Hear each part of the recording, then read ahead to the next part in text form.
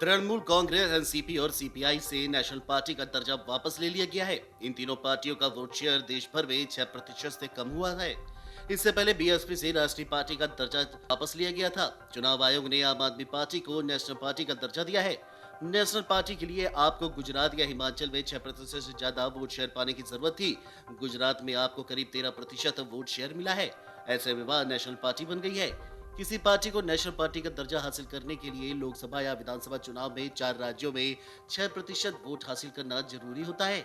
आप इससे पहले 3 राज्यों दिल्ली, पंजाब और गोवा में 6% से ज्यादा वोट शेयर हासिल कर चुकी है।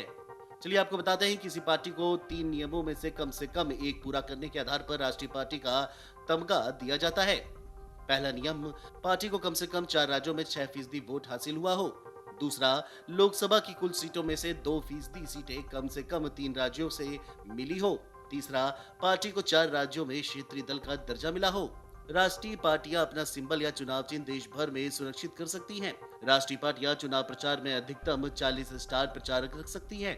साथ ही इनके यात्रा खर्च को उम्मीदवार के चुनाव खर्च में नहीं रखा जाता है। राजधानी दिल्ली में राष्ट्रीय पार्टियों को सब्सिडी दर पर पार्टी अध्यक्ष और पार्टी कार्यालय के लिए एक सरकारी बंगला किराए पर मिलता है।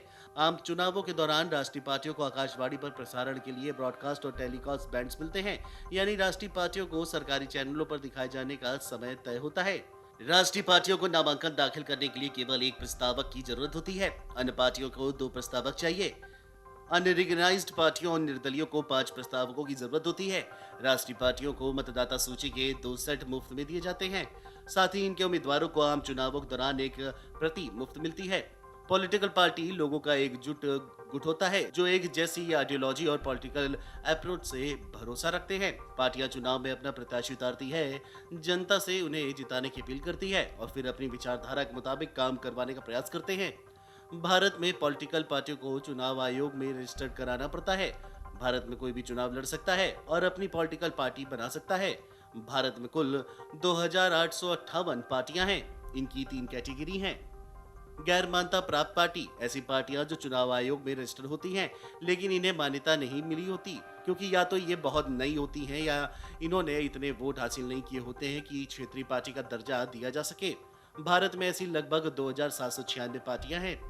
क्षेत्रीय पार्टी, जिन्हें चुनाव आयोग से राज्य स्तर की पार्टी का दर्जा मिला है, भारत में ऐसी 59 पार्टियां हैं।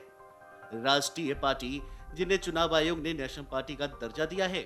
Video desk, amarujala.com। Amar Ujala अब आपके टीवी पर भी।